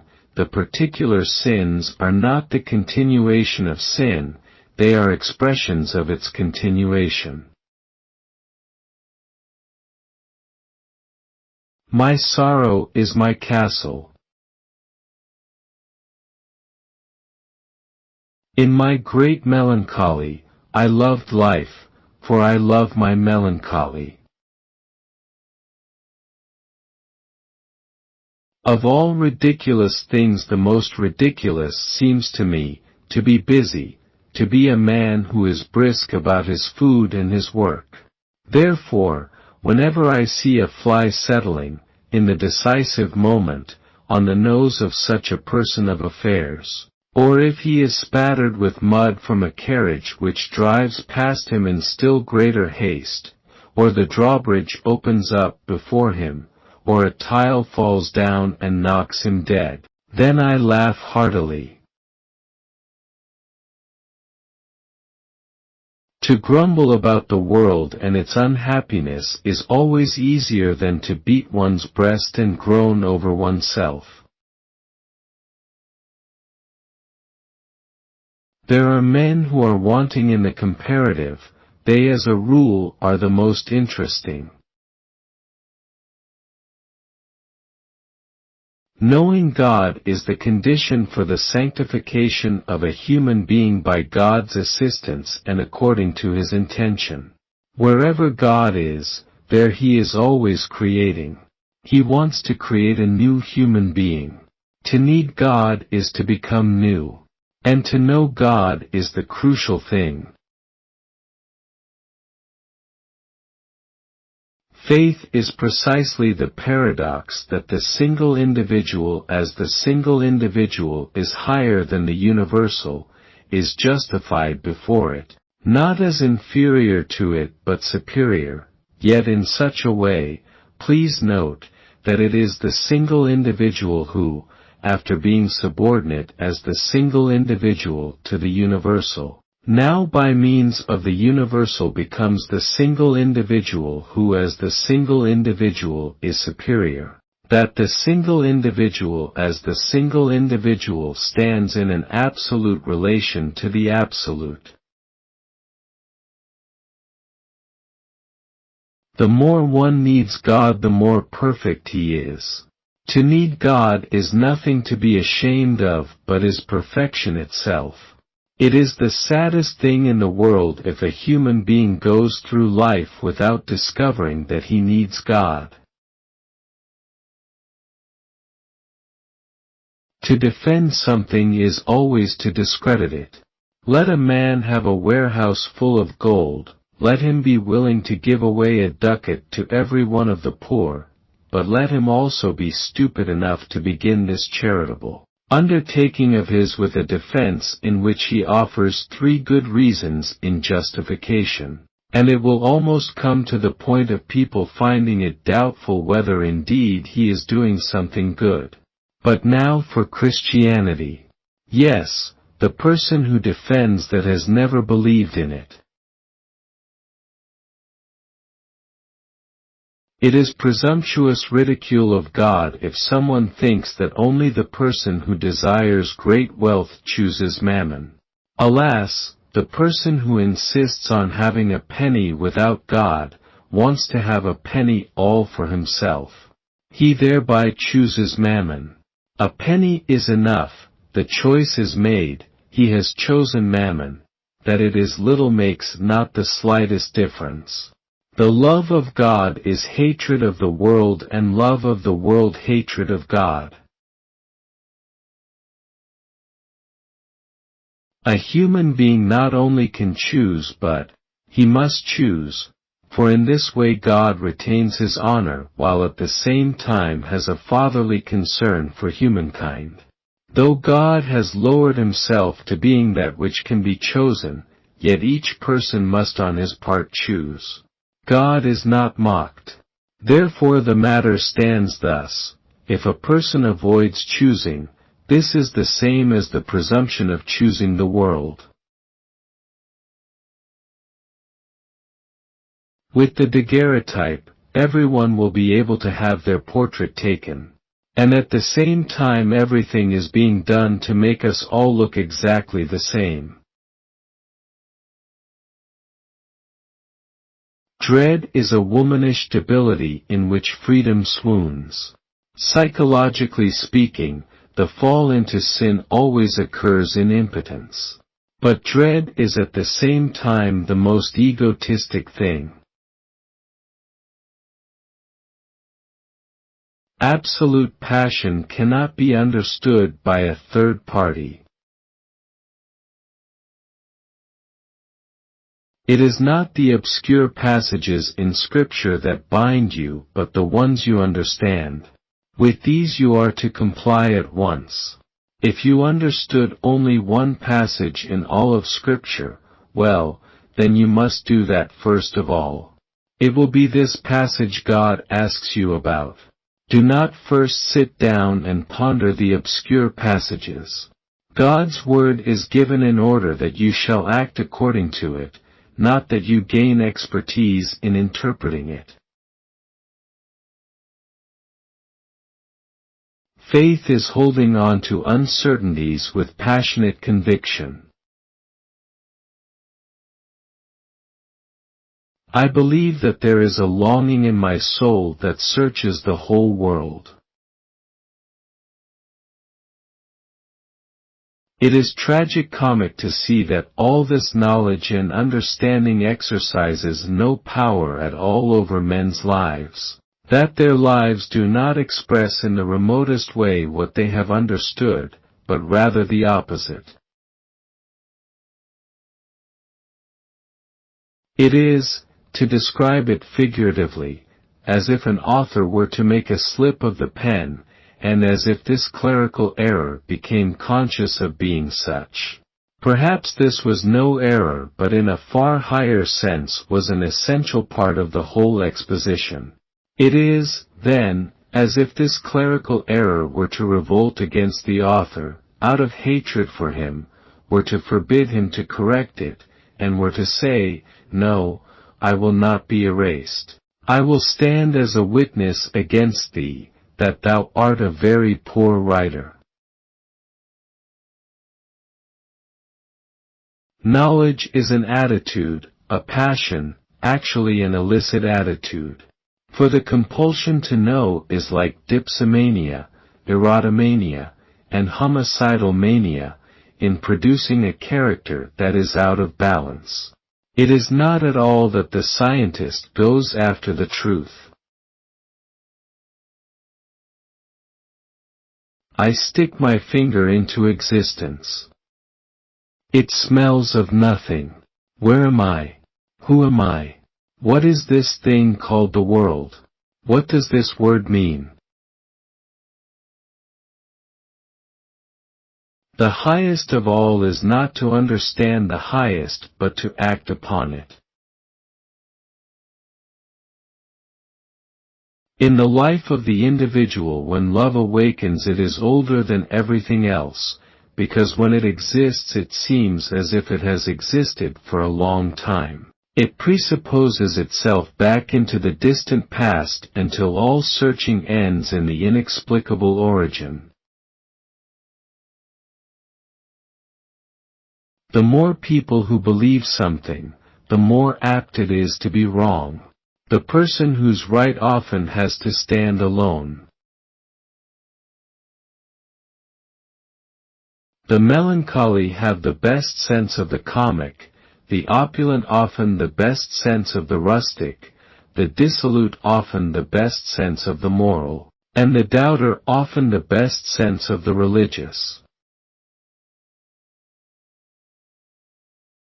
Do you know of any more overwhelming and humbling expression for God's condescension and extravagance towards us human beings than that He places Himself, so to say, on the same level of choice with the world, just so that we may be able to choose, that God, if language dare speak thus, woos humankind, that He, the eternally strong One, woos sapless humanity. Yet, how insignificant is the young lover's choice between her pursuers by comparison with this choice between God and the world. Preparation for becoming attentive to Christianity does not consist in reading many books, but in fuller immersion in existence. Men who not religious or artists are fools. The thinker without a paradox is like a lover without a feeling, a paltry mediocrity. Only one human being recognized as one's neighbor is necessary in order to cure a man of self-love. We live as if we were unaware of our impending destruction. Love believes all things and yet is never deceived. There is peace and rest and comfort in sorrow. When all combine in every way to make everything easier, people will want difficulty. I conceived it as my task to make difficulties everywhere. Most people believe that the Christian commandments, e.g. to love one's neighbor as oneself, are intentionally a little too severe, like setting a clock half an hour ahead to make sure of not being late in the morning. The present generation, wearied by its chimerical efforts, relapses into complete indolence. Its condition is that of a man who has only fallen asleep towards morning. First of all come great dreams, then a feeling of laziness, and finally a witty or clever excuse for remaining in bed. It is not a gain that guilt should be wholly forgotten. On the contrary, it is loss and perdition. But it is a gain to win an inner intensity of heart through a deeper and deeper inner sorrowing over guilt. That which is truly human no generation learns from the one before it. No generation learns from another how to love. No generation has a shorter task assigned to it except insofar as the previous generation shirked its task and deluded itself. As the arrow, loosed from the bow by the hand of the practiced archer, does not rest till it has reached the mark, so men pass from God to God. He is the mark for which they have been created, and they do not rest till they find their rest in Him. The unhappy person is never present to themselves because they always live in the past or the future. The God that can be named is not God. One is not unpopular because he uses peculiar expressions, that just so happens, such terms become a fad, and by everybody, down to the last simpleton, uses them. But a person who follows through an idea in his mind is, and always will be, essentially unpopular. That is why Socrates was unpopular, though he did not use any special terms. For to grasp and hold his ignorance requires greater vital effort than understanding the whole of Hegel's philosophy. Everyone looks the same to me in a photograph, stupid. And if something should be found, particularly in the first part of the dissertation, that one is generally not accustomed to come across in scholarly writings, the reader must forgive my jocundity, just as I, in order to lighten the burden, sometimes sing at my work. This is the miracle of life, that each person who heeds him or herself knows what no scientist can ever know, who he or she is. I do not lack the courage to think a thought whole. Every day I walk myself into a state of well-being and walk away from every illness. I have walked myself into my best thoughts. All comparisons injure. Above all, do not lose your desire to walk. This is all that I've known for certain, that God is love. Even if I have been mistaken on this or that point, God is nevertheless love. If I could prescribe only one remedy for all the ills of the modern world, I would prescribe silence. Job endured everything, until his friends came to comfort him, then he grew impatient. Those who dream must be awakened, and the deeper the people are who slumber, or the deeper they slumber, the more important it is that they be awakened, and the more powerfully must they be awakened. It takes moral courage to grieve, it requires religious courage to rejoice. I go fishing for 1,000 monsters in the depths of my own self. Talent warms up the given, as they say in cookery, and makes it apparent. Genius brings something new. But our time lets talent pass for genius. They want to abolish the genius, deify the genius, and let talent forge ahead. You wanted God's ideas about what was best for you to coincide with your ideas, but you also wanted Him to be the Almighty Creator of heaven and earth so that He could properly fulfill your wish. And yet, if He were to share your ideas, He would cease to be the Almighty Father. In actuality, no one ever sank so deep that he could not sink deeper, and there may be one or many who sank deeper. So it is always possible to be happy and grateful that things are not worse.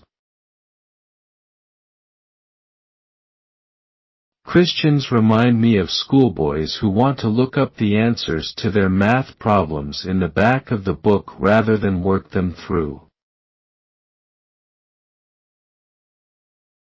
To be a teacher does not mean simply to affirm that such a thing is so, or to deliver a lecture, etc. The gods were bored and so they created man. Adam was bored because he was alone, so Eve was created. Thus boredom entered the world, and increased in proportion to the increase in population.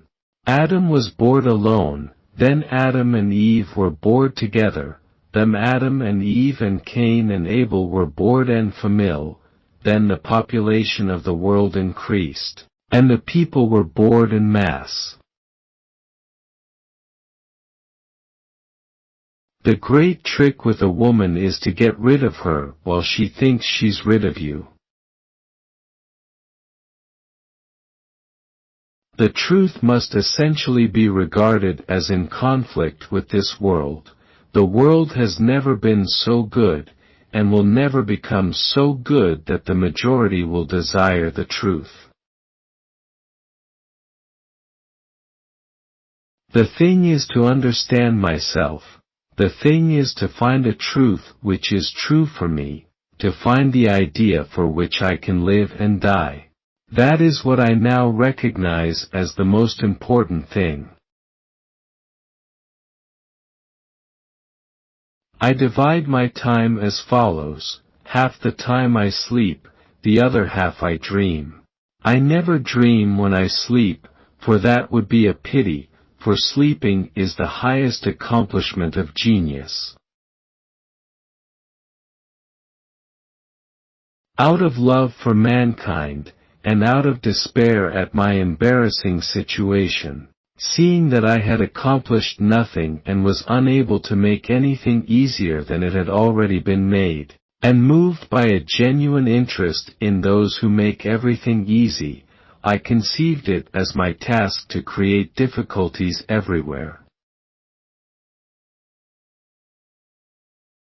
It seems to be my destiny to discourse on truth, insofar as I discover it, in such a way that all possible authority is simultaneously demolished. Happiness is the greatest hiding place for despair. To be a teacher in the right sense is to be a learner. I am not a teacher, only a fellow student. There is something almost cruel about the Christians being placed in a world which in every way wants to pressure him to do the opposite of what God bids him to do.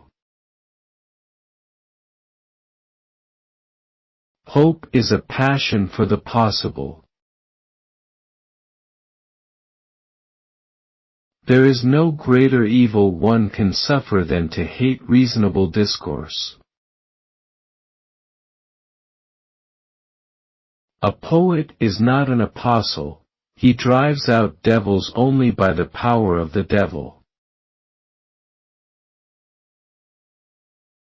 The absurd. The fact that with God all things are possible.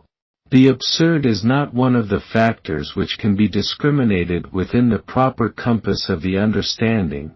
It is not identical with the improbable, the unexpected, the unforeseen. It is the normal state of the human heart to try to build its identity around something besides God. Instruction begins when you, the teacher, learn from the learner, put yourself in his place so that you may understand what he learns and the way he understands it. Be that self which one truly is. It's better to get lost in the passion than to lose the passion. Adversity not only draws people together, but brings forth that beautiful inward friendship. Adversity draws men together and produces beauty and harmony in life's relationships, just as the cold of winter produces ice flowers on the window panes, which vanish with the warmth.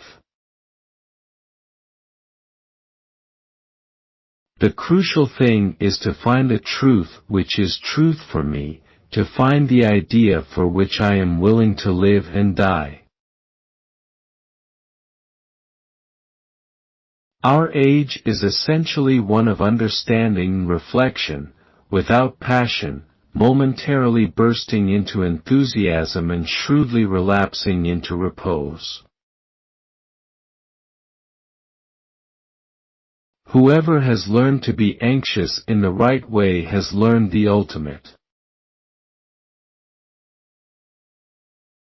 A possibility is a hint from God. One must follow it. Teach me, God, not to torture myself, not to make a martyr out of myself through stifling reflection, but rather teach me to breathe deeply in faith. The greatest hazard of all, losing one's self, can occur very quietly in the world, as if it were nothing at all. No other loss can occur so quietly.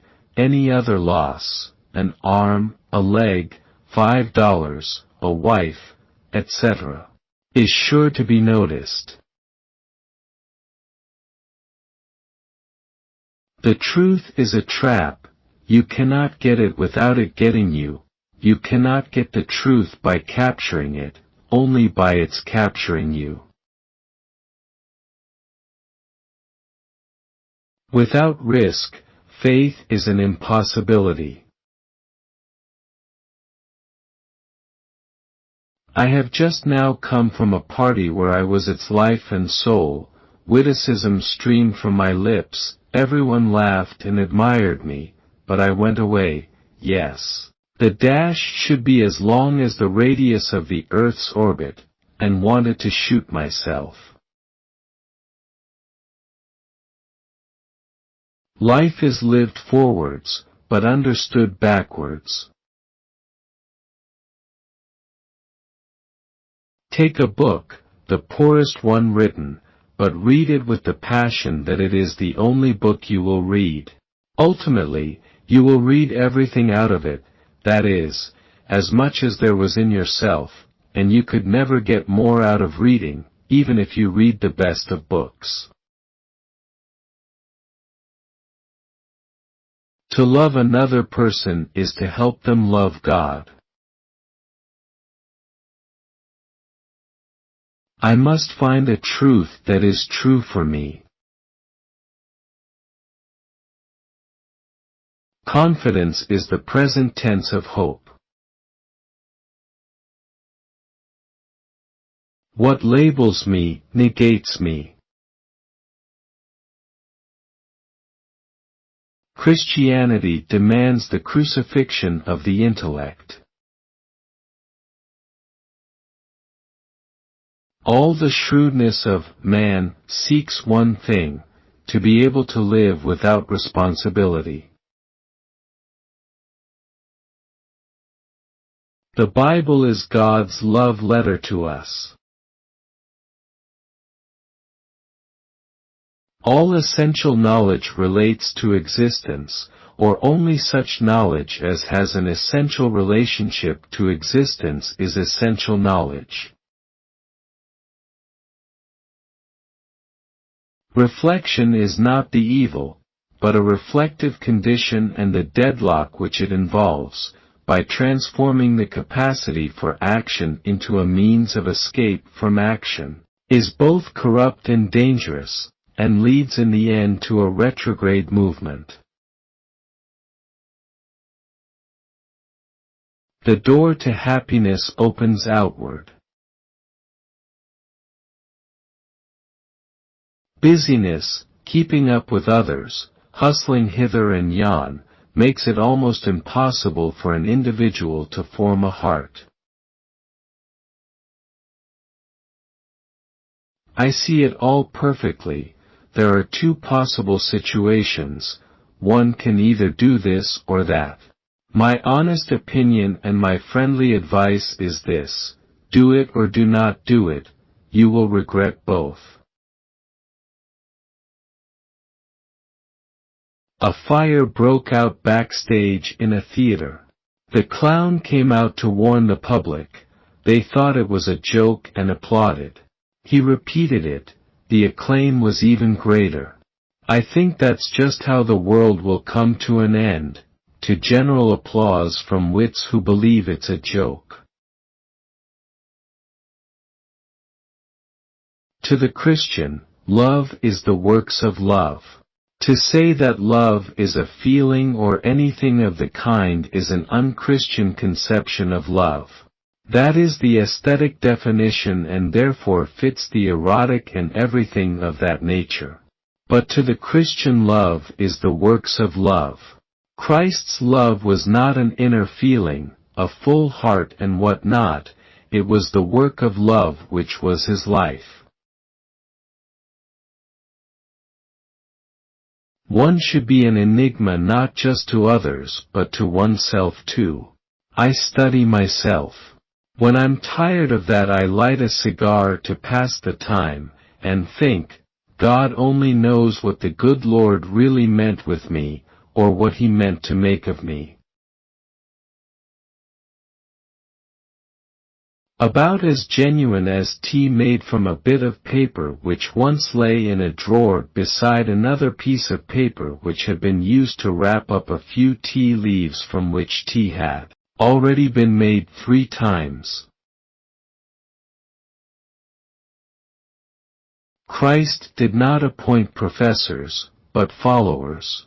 If Christianity is not reduplicated in the life of the person expounding it, then he does not expound Christianity.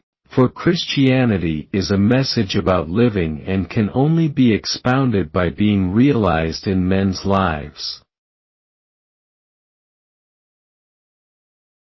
To stand on one leg and prove God's existence is a very different thing from going down on one's knees and thanking him. When you read God's Word, you must constantly be saying to yourself, it is talking to me, and about me. Love is the expression of the one who loves, not of the one who is loved. Those who think they can love only the people they prefer do not love at all. Love discovers truths about individuals that others cannot see.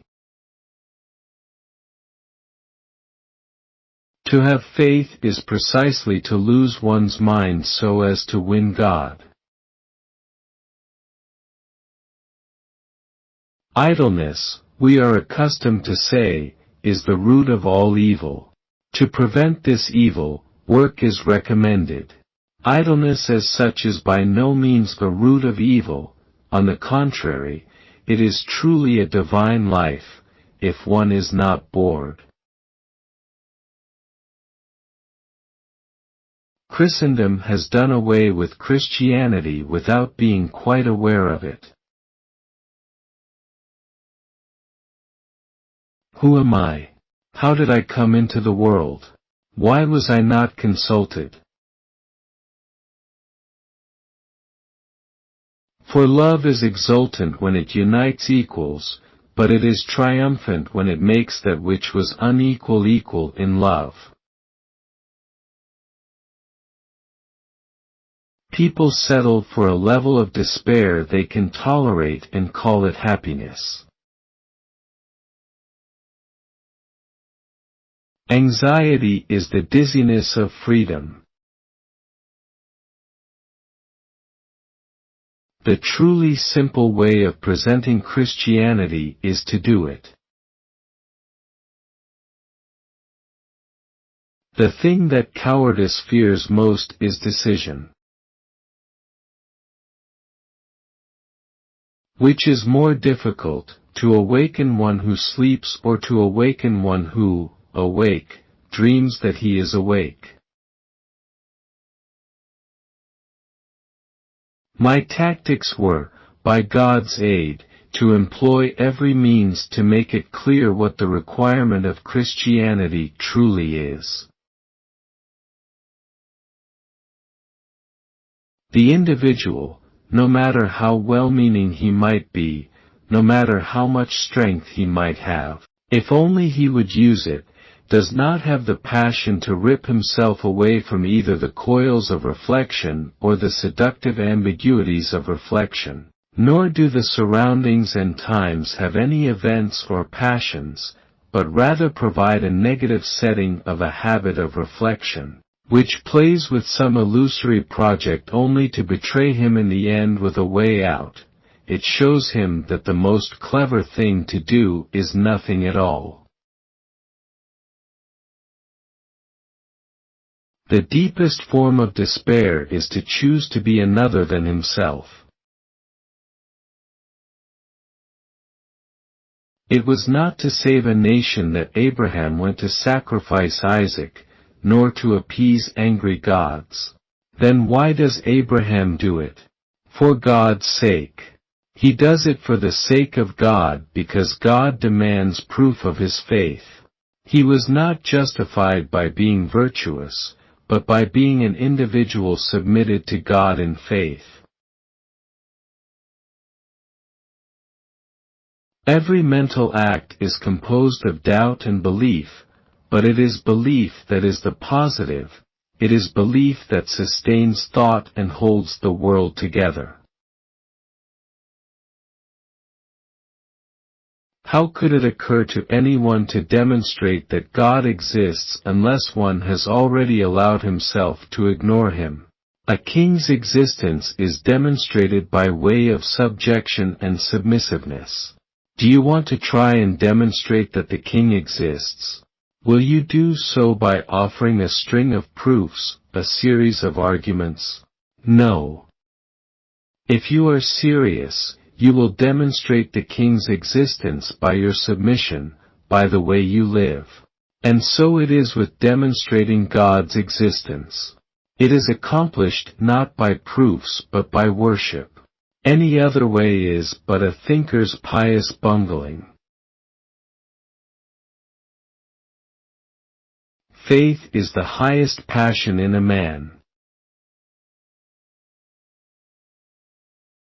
Whoever thou art, whatever in other respects thy life may be, my friend, by ceasing to take part, if ordinarily thou doest, in the public worship of God, as it now is, with the claim that it is the Christianity of the New Testament, thou hast constantly one guilt the less, and that a great one. Thou dost not take part in treating God as a fool by calling that the Christianity of the New Testament which is not the Christianity of the New Testament. The self-assured believer is a greater sinner in the eyes of God than the troubled disbeliever. Father in heaven, when the thought of thee wakes in our hearts, let it not awaken like a frightened bird that flies about in dismay, but like a child waking from its sleep with a heavenly smile. It is quite true what philosophy says, that life must be understood backwards. But that makes one forget the other saying, that it must be lived forwards. The more one ponders this, the more it comes to mean that life in the temporal existence never becomes quite intelligible, precisely because at no moment can I find complete quiet to take the backward-looking position. People have an idea that the preacher is an actor on a stage and they are the critics, blaming or praising him. What they don't know is that they are the actors on the stage. He, the preacher, is merely the prompter standing in the wings, reminding them of their lost lines. In the eyes of God, the infinite Spirit, all the millions that have lived and now live do not make a crowd. He only sees each individual. The spiritual differs from the religious in being able to endure isolation.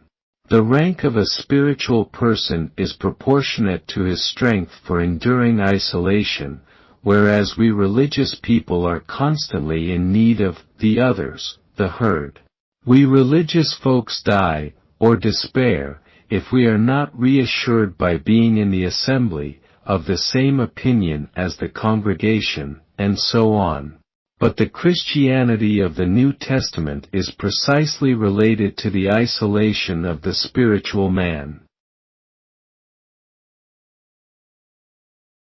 Compared with the person who is conscious of his despair, the despairing individual who is ignorant of his despair is simply a negativity further away from the truth and deliverance. Yet ignorance is so far from breaking the despair or changing despair to non-despairing that it can in fact be the most dangerous form of despair. An individual is furthest from being conscious of himself as spirit when he is ignorant of being in despair. But precisely this not to be conscious of oneself as spirit is despair, which is spiritlessness. Worldly wisdom thinks that love is a relationship between man and man. Christianity teaches that love is a relationship between man-God-man, that is, that God is the middle term. Imagine hidden in a simpler exterior a secret receptacle wherein the most precious treasure is deposited. There is a spring which has to be pressed. But the spring is hidden, and the pressure must have a certain strength, so that an accidental pressure would not be sufficient. So likewise is the hope of eternity hidden in man's inmost parts, and affliction is the pressure. When it presses the hidden spring, and strongly enough, then the contents appear in all their glory. A good decision is our will to do everything we can within our power. It means to serve God with all we've got, be it little or much. Every person can do that. Philosophy is life's dry nurse, who can take care of us, but not suckle us. Man is spirit. But what is spirit? Spirit is the self. But what is the self? The self is a relation which relates itself to itself. Man is a synthesis of the infinite and the finite, of the temporal and the eternal, of possibility and necessity. In short, it is a synthesis. A synthesis is a relation between two factors. So regarded, man is not yet a self. The self is a relation which relates itself to its own self, or it is that in the relation that the relation relates itself to its own self. The self is not the relation but that the relation relates itself to its own self. If I were a physician, and if I were allowed to prescribe just one remedy for all the ills of the modern world, I would prescribe silence. For even if the word of God were proclaimed in the modern world, how could one hear it with so much noise? Therefore, create silence. The difference between a man who faces death for the sake of an idea and an imitator who goes in search of martyrdom is that whilst the former expresses his idea most fully, in death it is the strange feeling of bitterness which comes from failure that the latter really enjoys.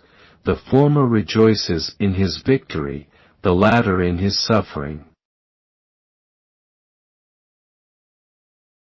As my prayer became more attentive and inward, I had less and less to say. I finally became completely silent. This is how it is. To pray does not mean to listen to oneself speaking. Prayer involves becoming silent, and being silent, and waiting until God is heard. Hope is passion for what is possible. One must not think slightingly of the paradoxical, for the paradox is the source of the thinker's passion, and the thinker without a paradox is like a lover without feeling, a paltry mediocrity. Are you not aware that there comes a midnight hour when everyone must unmask?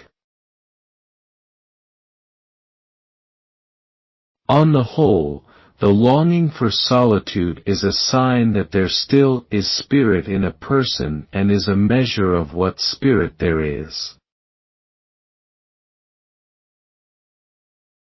I found I had less and less to say, until finally, I became silent, and began to listen. I discovered in the silence, the voice of God. How did I get into the world? Why was I not asked about it, and why was I not informed of the rules and regulations, but just thrust into the ranks as if I had been bought by a peddling Shanghaier of human beings? How did I get involved in this big enterprise called actuality? Why should I be involved? Isn't it a matter of choice? And if I am compelled to be involved, where is the manager? I have something to say about this. Is there no manager? To whom shall I make my complaint? The question is not to be or not to be, it is what we should be until we are not. Most people rush after pleasure so fast that they rush right past it. O Luther, you had 95 theses. The matter is far more terrible. There is only one thesis. The Christianity of the New Testament does not exist at all. Here there is nothing to reform. No one is so terribly deceived as he who does not himself suspect it. If you think you understand, it isn't God. Most people believe that the Christian commandments are intentionally a little too severe. Men think that it is impossible for a human being to love his enemies, for enemies are hardly able to endure the sight of one another. Well, then, shut your eyes and your enemy looks just like your neighbor. If anyone on the verge of action should judge himself according to the outcome, he would never begin. Even though the result may gladden the whole world, that cannot help the hero, for he knows the result only when the whole thing is over. And that is not how he became a hero, but by virtue of the fact that he began. The object of Christian faith is not the teaching but the teacher. The greatest thing each person can do is to give himself to God utterly and unconditionally, weaknesses, fears, and all. For God loves obedience more than good intentions or second-best offerings, which are all too often made under the guise of weakness. Out of love, God becomes man. He says, "See, here is what it is to be a human being." Truth is not something you can appropriate easily and quickly. You certainly cannot sleep or dream yourself to the truth. No, you must be tried, do battle, and suffer if you are to acquire the truth for yourself. It is a sheer illusion to think that in relation to the truth there is an abridgment, a short-cut that dispenses with the necessity for struggling for it.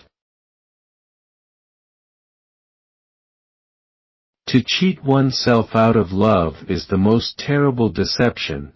It is an eternal loss for which there is no reparation, either in time or in eternity. Comparison is the most dangerous acquaintance love can make. Any truth is only true up to a certain point. When one oversteps the mark, it becomes a non-truth. In a theater it happened that a fire started off stage. The clown came out to tell the audience. They thought it was a joke and applauded. He told them again, and they became still more hilarious. This is the way, I suppose, that the world will be destroyed amid the universal hilarity of wits and wags who think it is all a joke. God has given each of us our marching order. Our purpose here on earth is to find those orders and carry them out. Those orders acknowledge our special gifts. A road well begun is the battle half won. The important thing is to make a beginning and get underway. The most common form of despair is not being who you are. God creates everything out of nothing, and everything which God is to use, He first reduces to nothing. Where am I? Who am I? How did I come to be here? What is this thing called the world? How did I come into the world? Why was I not consulted? And if I am compelled to take part in it, where is the director? I want to see him. It is not where we breathe, but where we love, that we live. It is very dangerous to go into eternity with possibilities which one has oneself prevented from becoming realities. A possibility is a hint from God. One must follow it. To be a woman is something so strange, so confusing and so complicated that only a woman could put up with it. And this is one of the most crucial definitions for the whole of Christianity, that the opposite of sin is not virtue but faith. It is not the path which is the difficulty, rather, it is the difficulty which is the path. Most people are subjective toward themselves and objective toward all others. Frightfully objective sometimes, but the task is precisely to be objective toward oneself and subjective toward all others. Do not interrupt the flight of your soul. Do not distress what is best in you. Do not enfeeble your spirit with half-wishes and half-thoughts. Ask yourself and keep on asking until you find the answer, for one may have known something many times, acknowledged it, one may have willed something many times, attempted it, and yet, only the deep inner motion, only the heart's indescribable emotion, only that will convince you that what you have acknowledged belongs to you, that no power can take it from you, for only the truth that builds up is truth for you.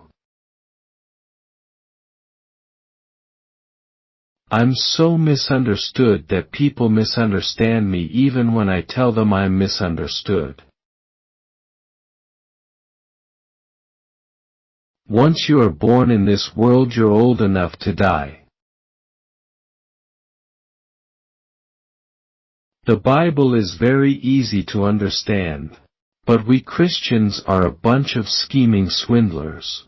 We pretend to be unable to understand it because we know very well that the minute we understand, we are obliged to act accordingly. Christ was crucified because he would have nothing to do with the crowd, even though he addressed himself to all. He did not want to form a party, an interest group, a mass movement, but wanted to be what he was, the truth, which is related to the single individual. Therefore everyone who will genuinely serve the truth is by that very fact a martyr. To win a crowd is no art, for that only untruth is needed, nonsense, and a little knowledge of human passions. But no witness to the truth dares to get involved with the crowd. The greatest danger to Christianity is, I contend, not heresies, not heterodoxies, not atheists, not profane secularism, no, but the kind of orthodoxy which is cordial drivel, mediocrity served up sweet. There is nothing that so insidiously displaces the majestic as cordiality. Truth has always had many loud proclaimers, but the question is whether a person will in the deepest sense acknowledge the truth, allow it to permeate his whole being, accept all its consequences, and not have an emergency hiding place for himself and a Judas kiss for the consequence. Christ has not only spoken to us by his life, but has also spoken for us by his death. A man prayed, and at first he thought that prayer was talking. But he became more and more quiet until in the end he realized prayer is listening. Once you label me, you negate me. For without risk there is no faith, and the greater the risk, the greater the faith. Above all, do not lose your desire to walk. Every day, I walk myself into a state of well-being, walk away from every illness. I have walked myself into my best thoughts, and I know of no thought so burdensome that one cannot walk away from it. But by sitting still, the more one sits still, the closer one comes to feeling ill. Thus if one just keeps on walking, everything will be all right. Truth always rests with the minority, and the minority is always stronger than the majority, because the minority is generally formed by those who really have an opinion, while the strength of a majority is illusory, formed by the gangs who have no opinion, and who, therefore, in the next instant, when it is evident that the minority is the stronger, assume its opinion, while truth again reverts to a new minority. There are two ways to be fooled. One is to believe what isn't true, the other is to refuse to believe what is true.